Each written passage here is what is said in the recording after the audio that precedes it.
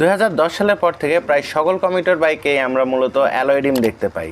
Alloy rim একটা advance technology এবং এর কিছু সুবিধা রয়েছে। আজকের ভিডিওতে দর্শক আমরা এই বিষয়ে কথা বলবো। তো হ্যালো দর্শক, কী অবস্থা সবার? মেশিন মাইন্ডের নতুন একটি পর্বে আপনাকে স্বাগতম। আপনি যদি আমার চ্যানেলে প্রথমবারের মতো এসে থাকেন তাহলে অবশ্যই আমার চ্যানেলটিকে সাবস্ক্রাইব করে বেল আইকনটি প্রেস করে রাখবেন। তো দর্শক আসুন কথা না বাড়িয়ে আমরা ভিডিওটি শুরু করি। মূলত ম্যাগনেসিয়াম এবং অ্যালুমিনিয়ামের সংমিশ্রণে অ্যালয় রিম তৈরি।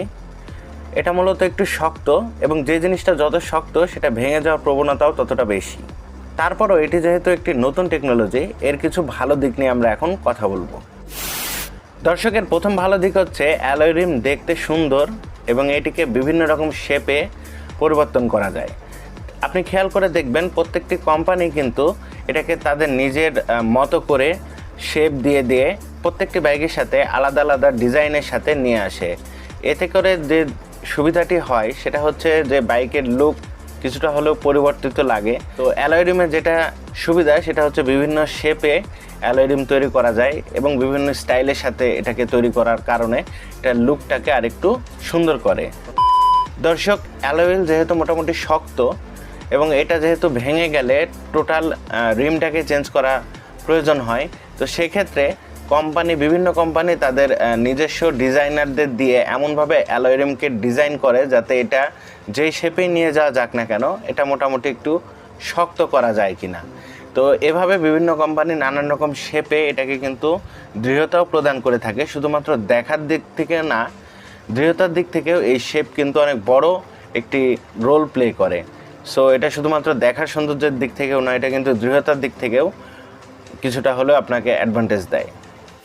দর্শক, বর্তমান প্রেক্ষাপটে একটা জিনিস দেখা যায় যে যারা ইয়াংস্টার রয়েছে বিভিন্ন বাইকে কেনার পরে বাইকের যে স্টক কালারটা আমরা দেখি যে হয়তো সিলভার কালার থাকে বা ব্ল্যাক কালার থাকে, তো তারা সেটা তাদের রুচির উপর ডিপেন্ড করে নানান কালার করে থাকে। হয়তো কেউ হলুদ কালার করে, সাদা কালার করে, অরেঞ্জ কালার করে বা লাল কালার করে, বিভিন্ন রকম কালার করতে আমি দেখেছি। তো অ্যালয় রিমে এই কালারটি করা খুবই ইজি। স্প্রে কালারের মাধ্যমে খুব ইজিলি ঘন্টা 4-5 ভেতরে এই কালারটা করা যায় অল্প টাকা খরচের ভিতরে। কিন্তু যেগুলো স্পোক হুইল আগে ছিল সেগুলোতে এই ধরনের কালার খুব একটা দেখতেও ভালো লাগতো না এবং করাটাও খুব কঠিন ব্যাপার ছিল। তো এই দিক থেকে এটা একটি অ্যালয় রিমের অ্যাডভান্টেজ।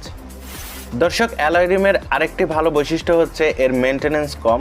স্পোক হুইলে দেখা যাচ্ছে যে বিভিন্ন জায়গাতে আপনাকে হয়তো মুছতে গেলে অনেক জায়গা নিয়ে হয়তো বা মুছতে হয় বা একটি সময় সাপেক্ষ ব্যাপার। কিন্তু অ্যালয় রিমের শেপ যেরকমই হোক না কেন খুব ইজিলি এটাতে আপনার হাত পৌঁছে যাবে এবং আপনি এটাকে খুব সহজেই মুছতে পারবেন, পরিষ্কার রাখতে পারবেন। তো যত পরিষ্কার যে জিনিসটা রাখবেন সেটা তো দেখতে ভালো লাগবেই, এটা জানা কথা। দর্শক, অ্যালয় হুইলের আরেকটি ভালো বৈশিষ্ট্য হচ্ছে এর ওজন কম। যখন একটি বাইক কোনো কোম্পানি তৈরি করে তখন এটাকে মূলত ডিজাইন করে, তারপর বিভিন্ন যন্ত্রাংশ এটাতে লাগানোর পরে কিন্তু ওজনের কম বেশি হয়। তো অ্যালয় রিম মোটামুটি আগের যে স্পোক হুইল বা রিম ছিল সেগুলোর চেয়ে কিছুটা হালকা। তো এই দিক থেকে কিছুটা সুবিধা কোম্পানি পেয়ে থাকে, এতে বাইকের কিছুটা ওজন কমে। যদি বাইকের চাকার ওজন কমে সেক্ষেত্রে এটা মাইলেজের দিক থেকেও কিছুটা অ্যাডভান্টেজ দেয়।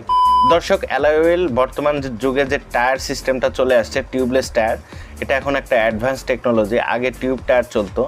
এটা নিয়ে আমি একটা আলাদা ভিডিও বানিয়ে আপনাদেরকে বোঝানোর চেষ্টা করব যে টিউবলেস টায়ার এবং টিউব টায়ারের মধ্যে পার্থক্যটা কী বা এর সুবিধা অসুবিধা কী। তো মূলত অ্যালয় হুইল টিউবলেস টায়ারের জন্যই তৈরি।